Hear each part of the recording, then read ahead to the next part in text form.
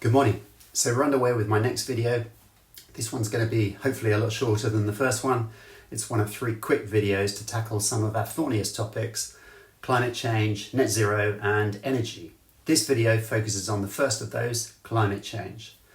The climate's in a state of constant change, but the jury's out on the root cause. So to the question of man-made climate change, what do you believe? Have you done your research? Have you been able to reach a conclusion? I'm not a scientist, but I am pretty logical in terms of the way that I think. And unless you're buying into anthropogenic climate change as a religion rather than a scientific fact, I suspect that you haven't been able to reach a clear conclusion. And that's reasonable because it's actually impossible to determine. Now, one of the most recent and perhaps authoritative studies last year came from the Norwegian Statistical Office.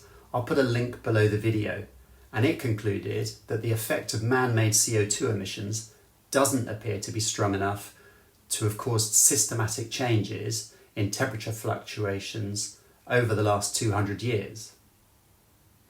So where do we go with this? Well, what is possible to establish as a matter of scientific fact is that the current warming cycle started around 1850. In the Middle Ages and Roman times, it was a lot warmer in the UK than it is now. Again, there's vast amounts of data you can read about that. But my conclusion from all of this is that the hysteria which has emerged regarding human-caused climate warming is probably disproportionate. But it's very hard for anyone to have a rational debate on this in the current climate without being labelled a climate denier.